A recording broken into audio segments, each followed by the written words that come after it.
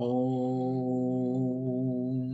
Sadashiva Samarambam Shankaracharya Madhyamam Asmadacharya Paryantam Vande Guru Paramparam Ishvaro Guratmeti Murti Veda Vibhagine Vyomavda Vyapta Dehaya Dakshinamurtaye Namaha Sava Vedanta Sedanta Gocharam Tamagocharam Govindam Paramanandam Satguru Pranatoshmaham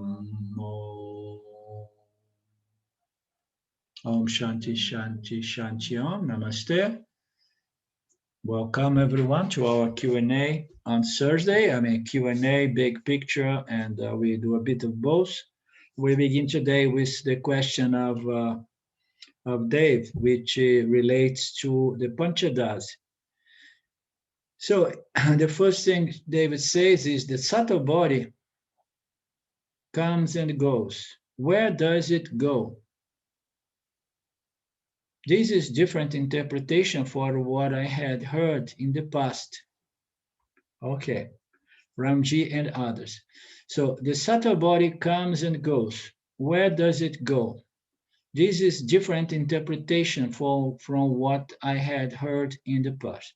So the subtle body come and go into matter. The subtle body, it remains, eternally, beginninglessly, until it gets dissolved by the means of self-knowledge.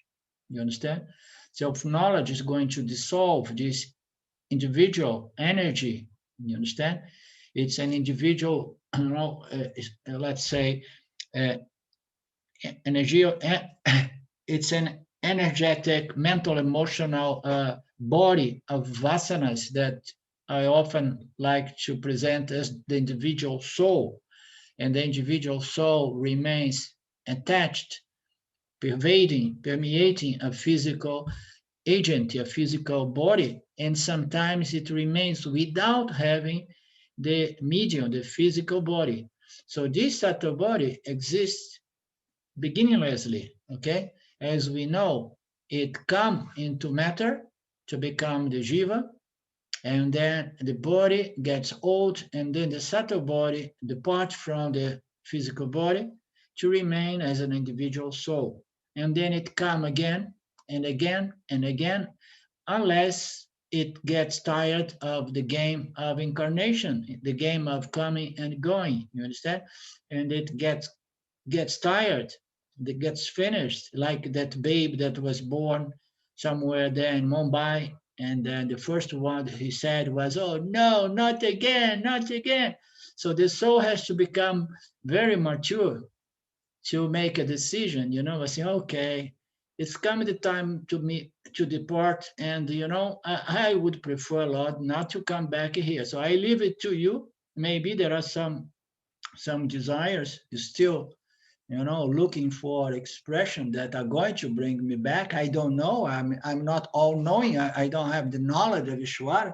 Maybe this individual soul is going to have to come back on another age with another medium, But when we depart from here without any bound, without any hooks, without any desire for continuation of experiences, association with other people and things that we did not finish properly, anything, any unfinished desires, unfinished business may bring the subtle body back into matter, into physical material matter. But the subtle body remains. The subtle body is eternal. It's not completely eternal because it is beginningless, as we like to say, but it can end as an individual soul to remain as the spirit of Brahman, the spirit of the self, consciousness, awareness. Okay, so once the individual soul identifies with Brahman, identifies with awareness, consciousness, and then it dissolves itself. It does not have that pull, this magnetic pull of energy that keeps the soul together. And the best analogy we have is of the river that approaching the ocean, it no longer is afraid of losing itself into the ocean, because he understands, the river understands, the ocean is my real nature, and I want to merge in that which is already my nature. And there is no apprehension, there is no fear, there is no need or desire to come back to become a river again. But, things are made in such a way that the ocean is going to keep producing other rivers. But the individual soul has this intellectual, human intellect, that allows it to exhaust these desires for continuation, desires for experience. And then one may just say, like, okay, I do not come back anymore. I hope I do not come back anymore. Nobody knows. Or somebody like Bedananda says, okay, now somebody asking him before he was going to pass. And then he said, would you like to come, Swamiji? And say, of course. And then the disciple said, like, with a little bit of disappointment, but why?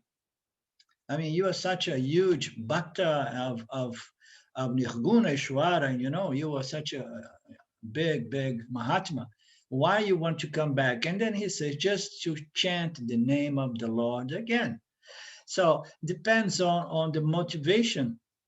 But even if it's the highest and the most noble, if it is really a desire, the soul may come back just to sing, just to chant the name of the Lord, for example. Okay. So I want to understand this explanation, in which way it's different from the interpretation of Ranji and all other teachers. Dave?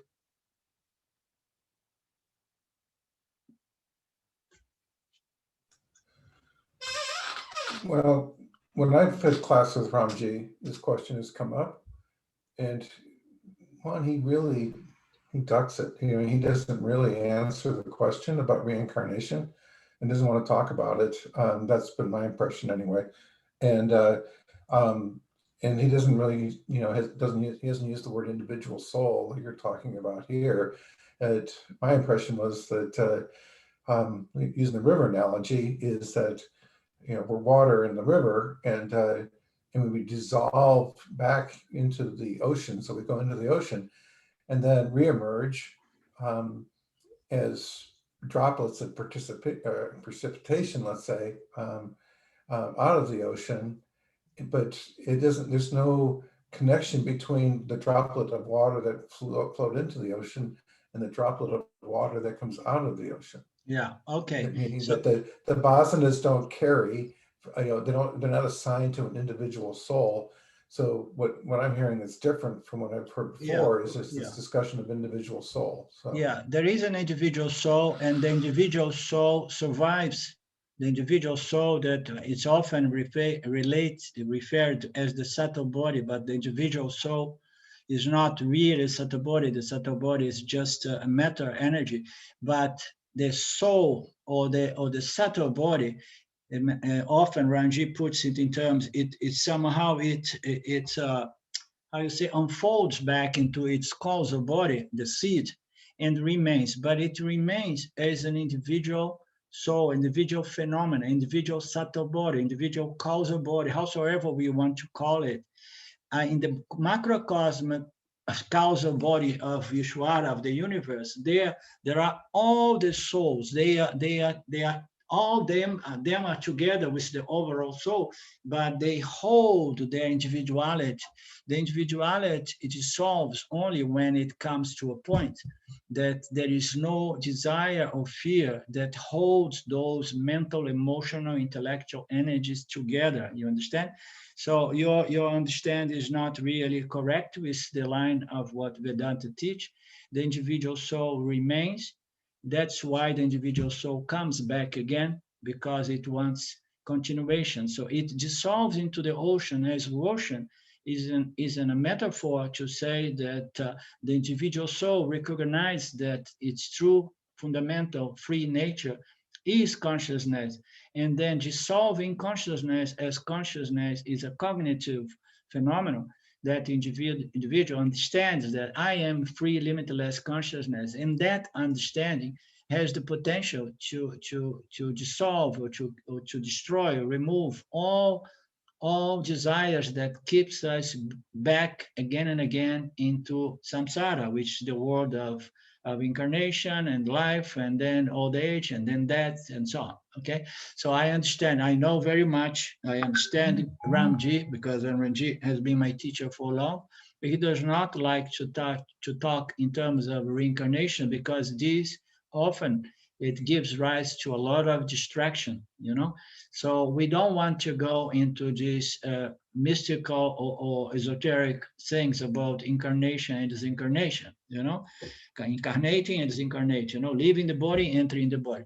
But it is a fact that the subtle body, or the individual jiva, it remains even when it dissociates from the physical body, and then it comes back again because it needs to give continuity to the game of processing ignorance, processing vasanas, processing karma, processing desires and fears until it gets mature, and then one is free from samsara. Samsara is the cycle of life, death, reincarnation in the macrocosmic, from the macrocosmic angle. From the microcosm, Ranji likes to present it as a cycle in which we are born in moment to moment during our daytime as a waking individual. We are born into our thoughts. We give reality to our thoughts, and then we live for a certain period of time until we get another thought, and then again we are born into another thought, another desire, another fear, another emotion.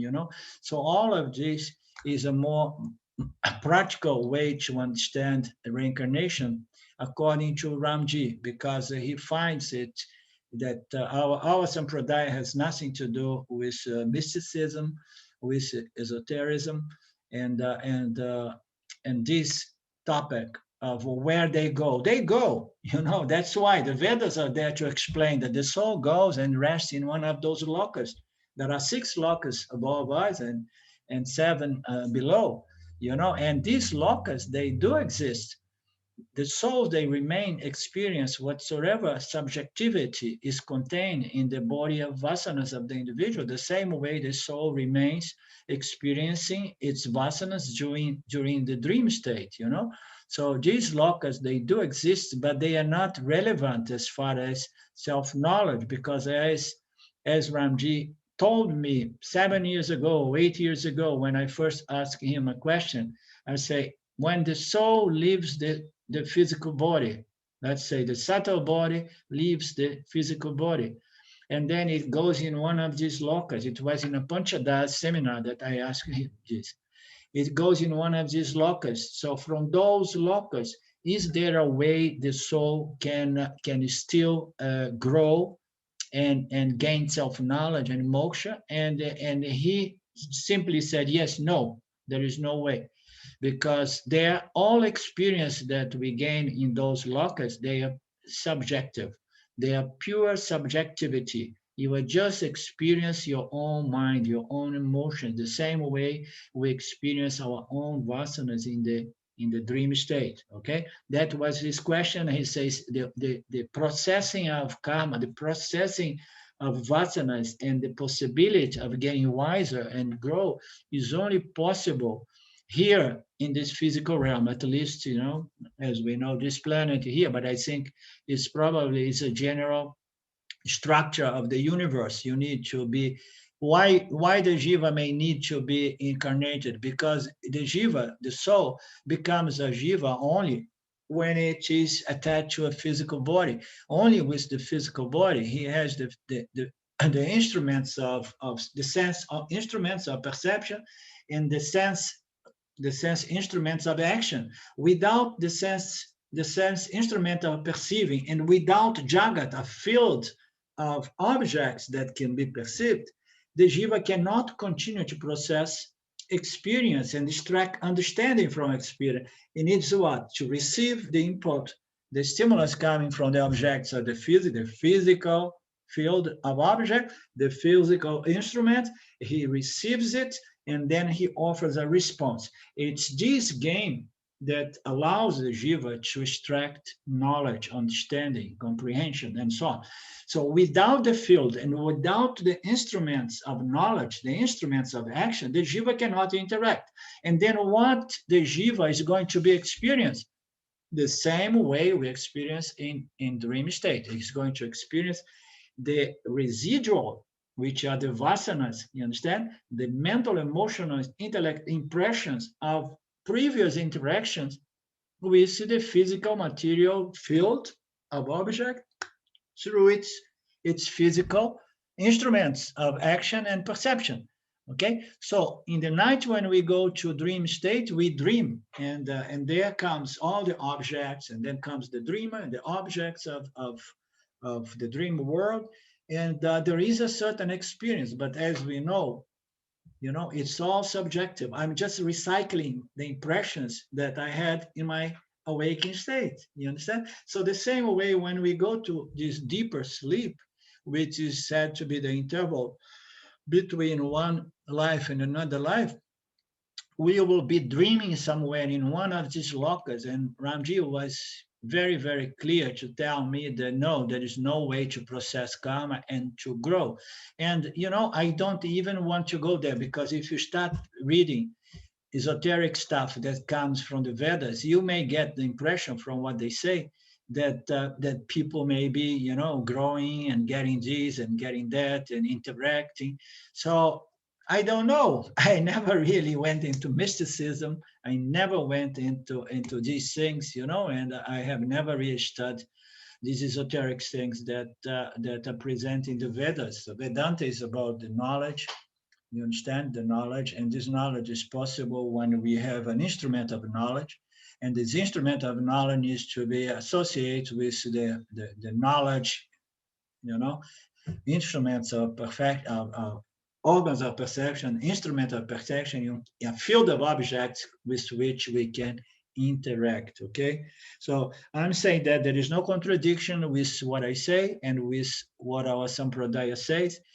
Names, words can be used differently. I like to use the word soul rather than the subtle body, because a soul is a soul, whether the soul is associated to a physical body or dissociate from a physical body. When the soul is associated with a physical body, and then we have the individual jiva. When the soul is dissociated from a physical material body, it's said to be a soul or a subtle body deprived of a physical medium. Okay, so words can be used in a different manner, but the notions and the concepts are absolutely the same, David. Okay, let me see how you carry on from here.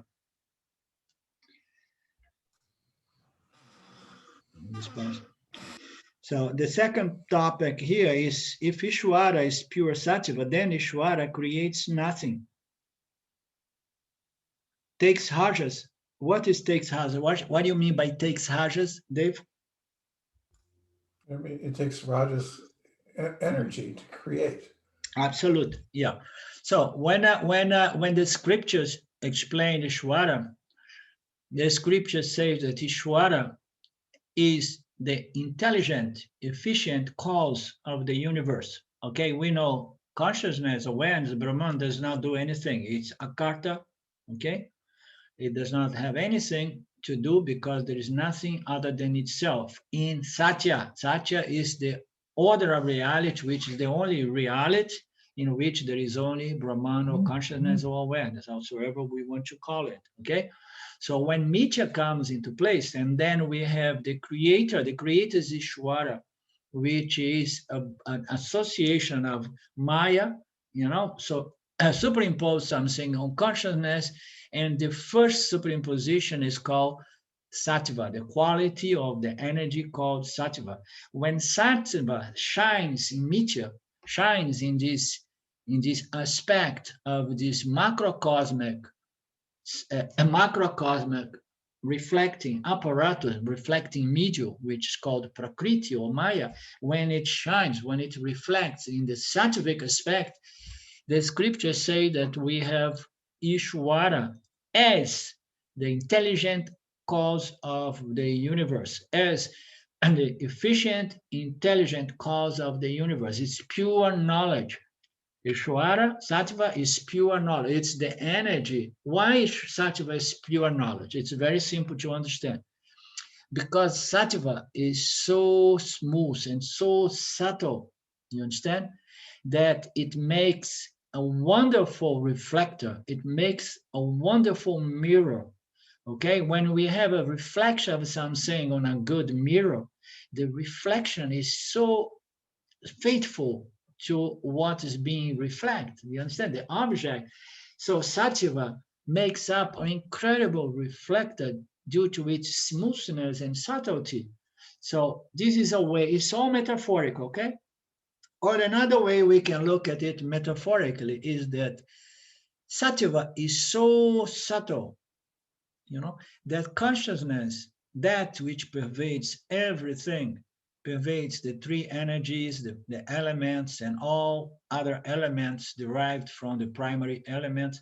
So when consciousness provides sattva, due to sattva's pervasiveness, subtleties, it shines with knowledge, it shines with intelligence, pure intelligence. Okay, so howsoever we want to look from the standpoint of how this phenomenal world comes, it comes the association of consciousness once Maya appears, and then Sattva is produced, and then consciousness, that which pervades everything, pervades Sattva, and then brings about the entire knowledge of all universe, you know, which includes the karma of all jivas, you understand, in all corners of the universe.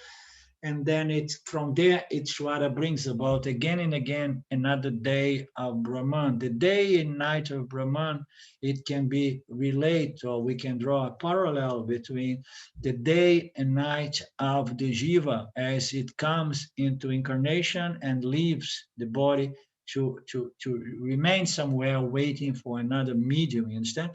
So this is a day and night of consciousness, of Brahman, that can be seen as a parallel with the day and night of the Jiva incarnate, and the Jiva as a potential, a seed waiting for another medium, you know? So what I'm saying here, the Ishvara is a very, very interesting, very important to understand Ishvara. Ishvara in its purity is only knowledge, it's sattva. That's why in China world, you're going to find this statement from Sundari, from Jain. Ishvara is pure sattva. Okay, so what it means? It means in its most subtle or pure, you know, essence, Ishvara is the intelligent cause of the universe. It's pure knowledge, pure intelligence. And how do we know that, David? Because when we look into this universe, the creation of this universe, we can observe, to the degree that we develop this wisdom, these eyes of wisdom, we can observe that this universe, from the micro to the macro, is kept together by pure intelligence. The laws that keep this universe together, you know, it's pure intelligence, pure knowledge. You understand? It's easy for us to testify to that if we look into these documentaries about nature that somehow reveals how things are so intelligently designed and precisely, you know, everything serving its own purpose and feeding into the overall creation, you know, and maintaining an harmony and equilibrium and balance. So this is a very, very, very intelligent designed universe, and we can see it.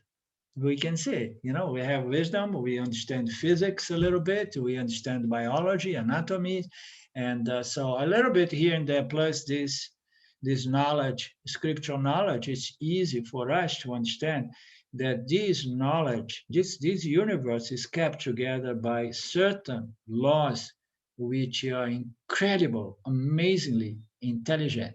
Okay, they are so amazingly intelligent and perfect and ordered, that what we know about that is close to zero. All our scientific efforts to understand nature, gives us hints of its intelligence, but yet we know very, very little, and we remain like in wonder, how can this be so incredibly designed to such a perfection that no matter how much artificial intelligence the humans may develop, they will never be able to come close to Ishvara, because Ishvara is pure sattva, pure knowledge, pure intelligence. So that's why it projects, it creates, it sustains.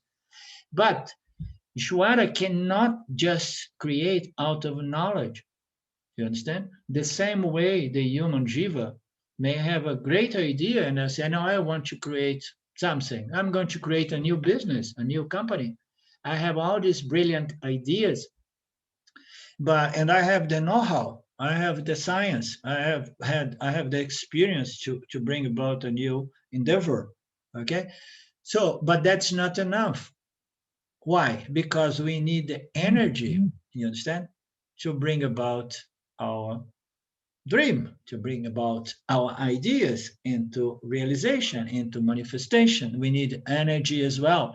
So we say Shwara is the intelligent cause of the universe, and it keeps everything as the energetic, the pranic, all these energies, all the dynamic aspect of the universe is all about subtle matter called energies, So it's all Ishvara, and Ishvara is also the raw material, the physical material, tamas, So Ishvara is also the tamasic, the raw material cause of the universe. It's intelligent as the most fundamental cause of the universe, of creation, comes out of knowledge first, okay? And then it requires rajas, and it requires tamas as the raw material. And then Ishvara, bang, brings the world into existence, into manifestation, into grossification. And then Ishvara has to do what? It has to keep it. And then Ishvara is also all the laws that keep this universe together. And the laws that keep this universe together, we know almost nothing about them. We know just a little bit, and what we know is subject to correction. There are infinite numbers of laws governing this universe, but from the standpoint of the human jiva, which is this universe is created for the sake of jivas processing karma. From the standpoint of the human jivas, the most important laws, because Ishvara takes care of all laws holding the Dharma field together, the physical, material universe is kept in harmony, by Ishvara's laws. We don't need to know that. But Ishvara reveals to us, but you jivas, you also need to consider that there are other laws, and this set of laws applies only for you, jiva, human jiva. You understand? So the other objects, the inert beings and the other sentient beings, they do not need to be concerned about that. But only for the individual jivas, Ishvara presents another set of laws, as if saying, okay, but for you, because you have free will, because you have an intelligent intellect, because you're going to be able to choose to how to respond to the stimulus, because this intelligence was considered to you, you're gonna have to observe the laws inherent to the human jiva. Which are these laws? Ethical, karmic, psychological. Okay, so we don't have these problems with the ants, with the mosquitoes, with the rats, the cockroaches, and all other creatures. No, they just follow their nature, and they don't have any choice. There is no cockroach that could behave, like a bird, or vice versa. You understand? Because they follow, they don't have option. If they would have an intelligent intellect, they could say, okay, so I am so envy because at the most I can fly very low, and these birds, they fly very high. So I'm going to construct an aeroplane so that I can fly high. you know. No, cockroaches do not have that much intelligence. The human beings do. Ah, no, I cannot fly. What? You'll see, I'm going to find a way to fly as well, you know. This is due to our intelligence, no, and our ability to develop, science. Okay, so the human jiva, it has a free will, and then it has to observe, and Ishvara reveals it, through the scriptural, revealed body of knowledge. And then the jiva not only depends on the laws, the intelligent laws governing the Dharma field, the field of experience, but depends also on what? The laws, the psychological, ethic, karmic laws that governs the human experience. And these laws are fundamental, essential. If we don't learn, if we don't develop the skill on how to follow these laws, we will end up in conflict emotionally, mentally, intellectually. We're going to compromise our free will because our mind is going to be all the time dealing with the conflicts which are unavoidable every time we don't follow the laws of this universe. If we keep violating these ethic, dharmic, psychological laws, we keep finding what? Conflict, inner conflict, conflict with others, conflict in every way. And then a mind is all the time trying to clear conflict.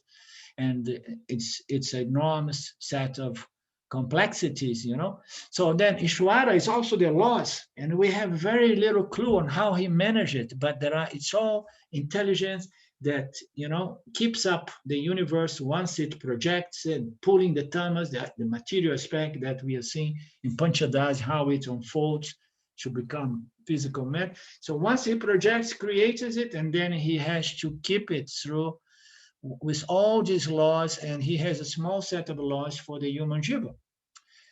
And Ishvara does not stop that, because Ishvara is also said to be the universe manifests as physical, material energies, matter, okay? So once we have the completion, with all the beings and so on, and then we say Ishvara is also that. That makes Ishvara a creator of a totally different order or quality, you understand? Because when we look into creators, when I create a business, when I create anything or a handcraft thing, it's clear to me that I am not my creation. I remain aside, apart from my creation. I can never say I am what I have created. Ishvara is a unique creator because when he creates, he does not exist apart from the creation. You understand? So I'm elaborating a little bit more to give you the view that there are no contradictions because Ishvara is huge.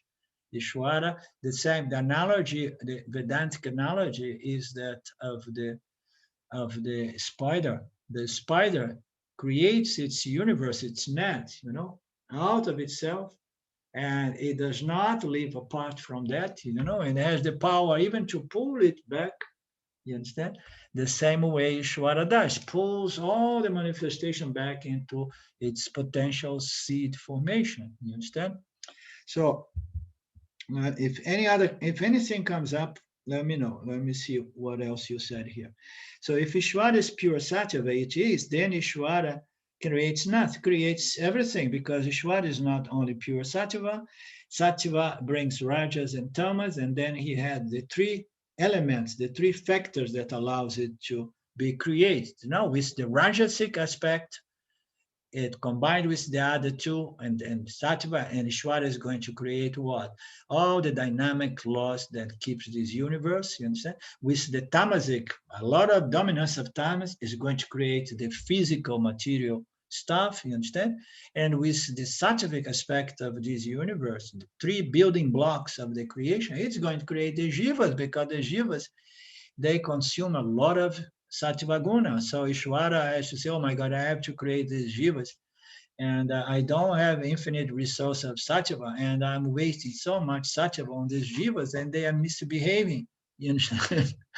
So Ishvara creates out of these three energies, not only sattva, but when we say that Ishvara is pure sattva, as the efficient, intelligent, most basic or essential nature of Ishvara, because everything we do begins with knowledge. Every creation begins with an idea of a creation. You understand? And that is Ishvara in its purity. If he would not have access to Rajas and Tamas, he would be a big dreamer, like a lot of human jivas are sometimes. I got to know a lot of people, in the past, that they are big dreamers. They have wonderful ideas, but they lack the energy to implement their ideas. You understand? So, but Ishvara, no, Ishvara is, it's all knowledge plus all energy, and then itself he manipulates these energies to bring about rajas and tamas, and then he creates the raw material. Just imagine if Ishvara would need to borrow raw material. So when we do a construction, we need to get raw material from another seat, sometimes another count.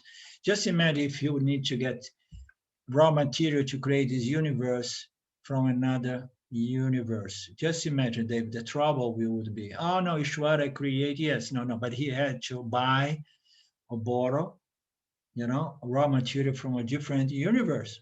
Okay, so we would be in a situation in which, every universe would be borrowing raw material into the other universe, endlessly without ever end. So no, Ishvara, we don't, in our model, in the Vedantic model, we don't run in any of these absurdities, this contradiction. Ishvara, like the spider, brings the raw material out of itself. Sattva produces rajas and tamas, and there you go. He has the three elements, to develop the the five elements, primary elements, and all the rest. You understand? How is Mithya created? How is the universe created?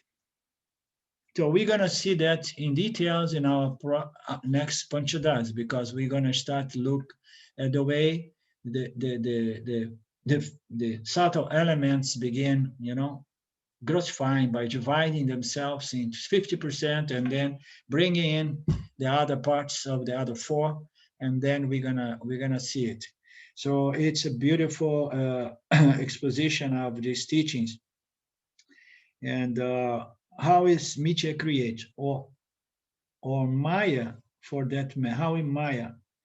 So Maya, there is a fine distinction here, as you probably heard Ramjin saying a few times. So, and Ramji somehow keeps it simple, and he says, so Maya slash Ishvara. I mean, it's the same thing. You understand? We can see it more or less as the same thing, or we can go into the subtleties of these different denominations and understand in which way Maya comes first and Ishvara comes second, and in which way Ishvara comes first and Maya comes second. Because once Sattva comes, Ishvara has the knowledge, although Ishvara is a byproduct of this macrocosmic mirror, macrocosm reflecting medium, which is Maya, Prakriti. But once it comes into play, what he does is say, okay, Maya, it's okay. You think you have a power over me, so look at this one. And then he goes there and he starts messing up with Maya and start pulling Rajas from Maya and Tamas from Maya, and he becomes the Lord of the universe, no longer Maya, you understand? Maya provides the three energies. Ishvara comes as pure Sattva, and then it's going to play with Maya, because it's Ishvara who is going to manipulate or manage and assemble all objects by playing with the three energies. You understand? So how is Mithya created? It's in that way. And Maya, for that matter, Maya is, as I said, is the three. Fundamentally, Ranji likes to put it, Maya is just the three energies. Okay? Maya is this reflecting medium, the macrocosmic is a reflecting medium that is often referred as Prakriti, in which the mirror, macrocosmic mirror, in which consciousness reflects to produce the three factors that brings about the universe, which is Sattva, Rajas, and Tamas. Okay, so Maya is this reflecting macrocosmic medium, this apparatus. Okay, so far so good. Anybody having any question, any suggestion, any complaints?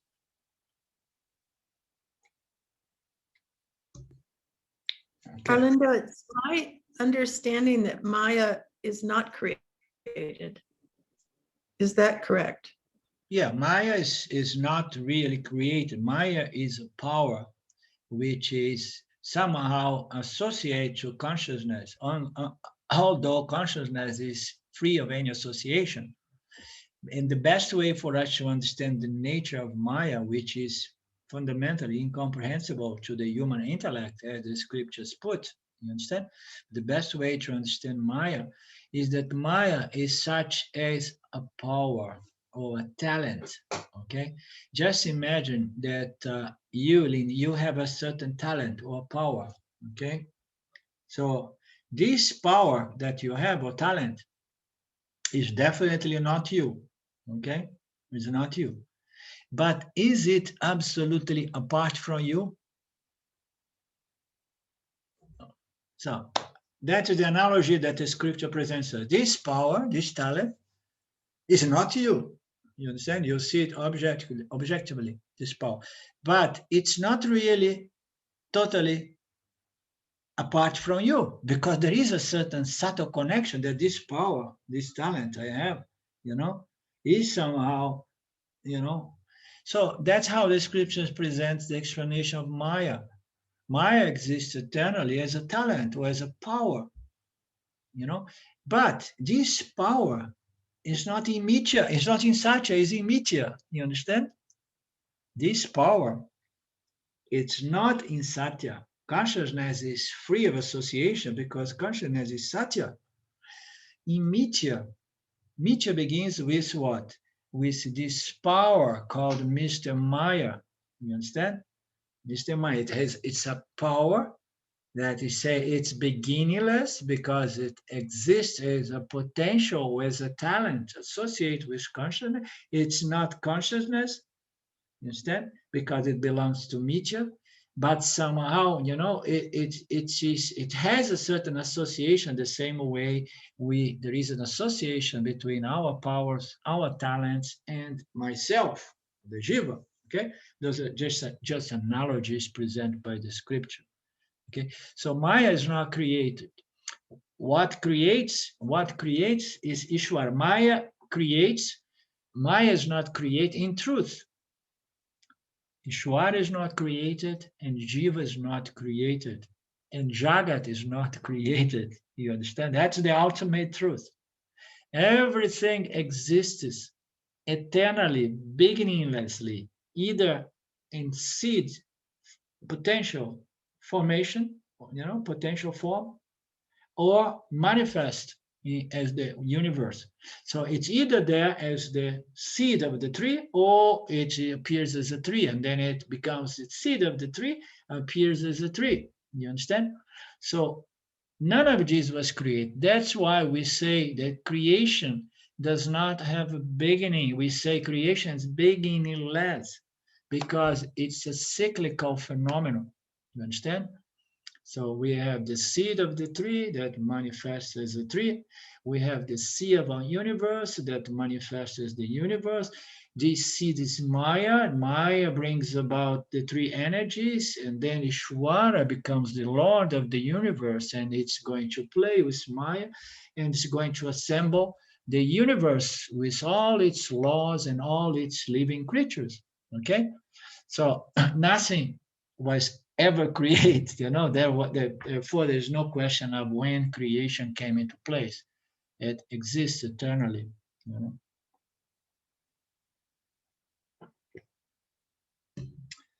Okay.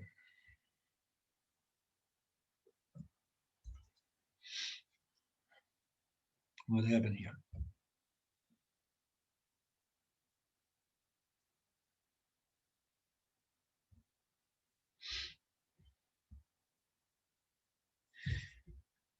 So, and then Dave brings about a different question maybe now. He says, can full assimilation of knowledge really only come at the death of the body-mind? Until then, the body-mind must still reside in Mithya, which not pure Sattva. Okay, let me see if we can make this a little bit more clear here. Can full assimilation of the knowledge of self-knowledge, I understand, really only come at the death of the body-mind?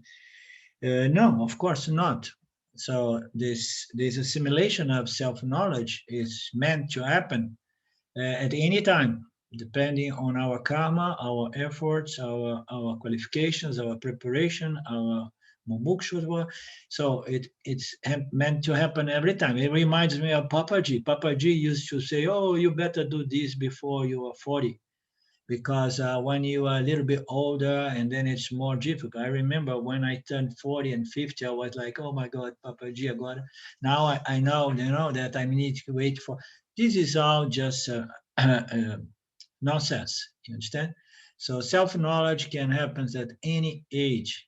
And Ramji has proved that to the world because he teaches, and most of the people who get this knowledge, they have gray hairs like ourselves, you understand? Or no hairs like Claudio. No, Claudio, I'm joking. You still have many hairs there. So we don't need to wait until the last breath to get self-knowledge. But we may wait for several lives, depends on how bad or how good we want it. So the full assimilation of knowledge can only come with the death of the body-mind. No, absolutely not. Okay, and the healthier the body-mind, the easier it is for the full assimilation of self-knowledge. But creation is made in such a way that when the body-mind complex is very young and energetic, it's usually not wise. And when it's older and wiser, it's less energetic. You understand? So we need to find a balance there, and knowing that we are older people, you understand?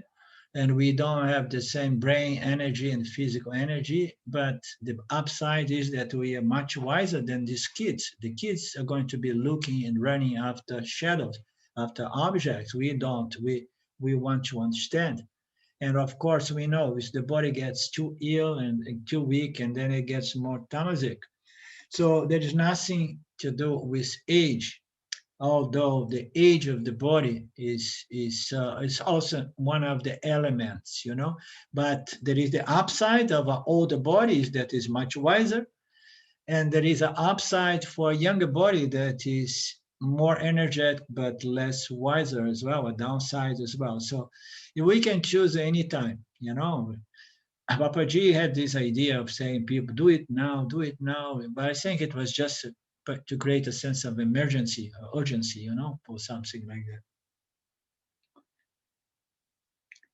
Until then, the body-mind complex must still reside in Mithya. Yes, until the full assimilation of self-knowledge, the body-mind is going to stay in Mithya. In fact, the body-mind is a phenomenon of Mithya, okay? It's not really real.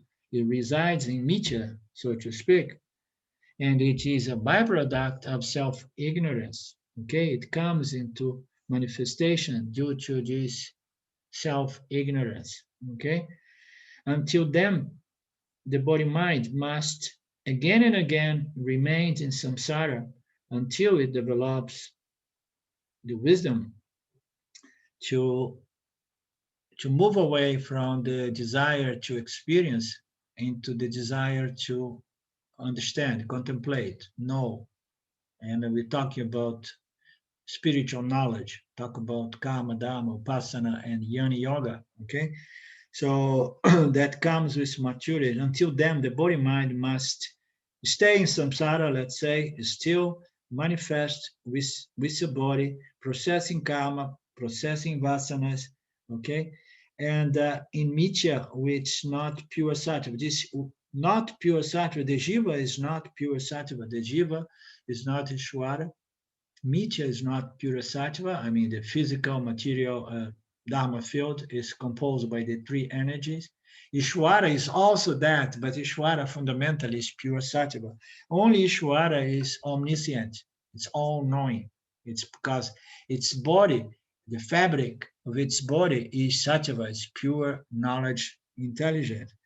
The jivas, as we know, we live in a very unique condition, which is often present in analogy as the twilight zone. So we have some knowledge. Why? Because we have sattva in our subtle body that allows this reflection to be able to know I am and I know that I am. I experience myself and experience the world, and I know that I experience myself and the world. This self-reflectivity, this self-understand about one's existence, it happens because the jiva has enough sattva to produce this, spike of sentience, this knowledge. But unfortunately, as it seems, rajas and tamas must be there so that this mirror like reflecting medium can be there, can be constructed, can stand. We say the body mind complex. So the mind is a complex, of these three energies with a lot of sattva, but it's my take that it also needs rajas and tamas because it's matter. Every aspect of the creation involves the three energies. And then, of course, the physical body has sattva. How you know that the physical body has sattva? Because it has its own intelligence. It knows what to do. You understand? It knows how to grow. You lose a piece of skin, and then the body knows how to grow the skin again, So we know that there is sattva in the physical body. You know that there is energy. And we know that there isn't sentience in the physical body because the sattva is not dominant enough to make the body, the physical body itself, understand, to have an independent sentience. The sentience remains belongs to the reflection of consciousness in the sattva body because there we have a body that shines with consciousness, shines with sentience to produce sentience, the individual sentience. Okay, so the body is a mix of sattva, rajas, and tamas, and it must be that way as it seems. Okay, and that's not something we can change. And we don't need to become Ishvara. It's impossible to become Ishvara. It's impossible to become pure sattva because there is only one Ishvara, one Brahman, one Ishvara, and then appearing with a multitude of configurations called the jivas, the sentient creatures in the universe. Okay, so we are never going to have pure sattva. We just need to work, to cultivate a little bit more sattva so that we can be fit, qualified to follow the logic of the scriptures and understand what the scripture is telling us. Your true nature is not the three bodies. Your true nature is not your experience. Your true nature, your true identity is limitless free awareness, consciousness. You understand? You are that consciousness. You are that. You understand? So this is what the scriptures offer us, the purpose of the scriptures. And it says, okay, you need to develop a little bit more sattva, but forget about becoming Ishvara because it's out of question, Ishvara is not a jiva. Jivas are configurations of the three energies, you understand? Designed to get this knowledge ultimately.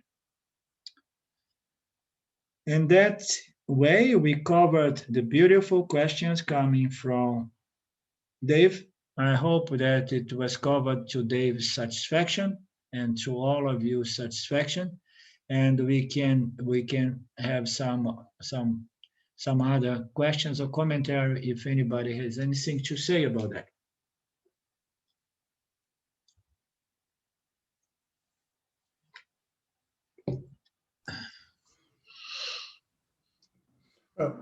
thank you. I mean, I could say more or talk more, but I mean, it answered the questions from my Okay. perspective. And So so work on it. and If you so, have time, listen to it again and then see yeah, if more questions surface. You understand? If any, it's important that the intellect must be satisfied, has to be really, you know, in peace.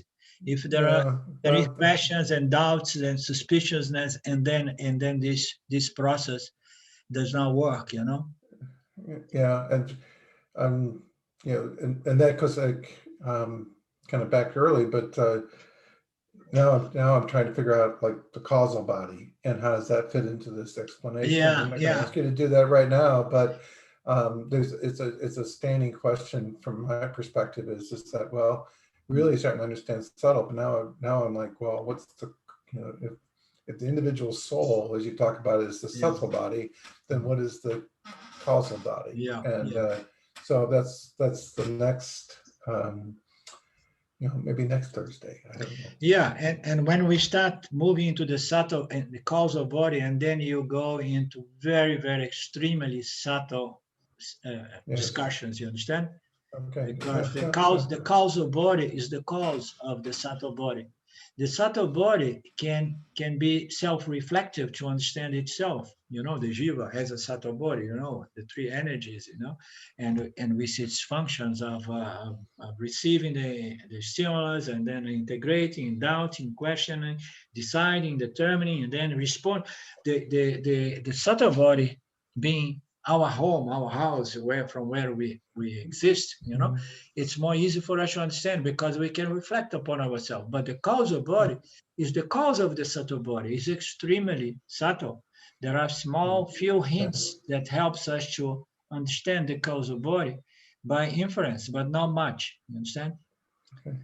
Okie dokie. Okay. So, but thank you and thanks to everyone else for allowing this to. Yeah. So expect an email from me, and then we decide what we do with our small group, and then we go from there. I'm going to present this satsang to the group, and I will recommend, because they were very rich, good to understand. You know, these distinctions in reference to creation allows us to move forward with the Panchadas text, because it is very subtle, all of that. Okay, my dear friends, love you. I say goodbye. I'm going to have lunch, and then I have a doctor's appointment not far from now. And I meet you again next Monday, okay? Om Purnamada Purnamidam Purnamudachyate Purnasya Purnamadaya Purnameva Vashishyate. Om Shanti, Shanti, Shanti. Again, thank you. Love you. Until next time, Isvara willing. Ciao. Ciao, Thank you, ciao, Andrew. ciao. Arrivederci. Bye, thank you. Sayonara. Bye-bye.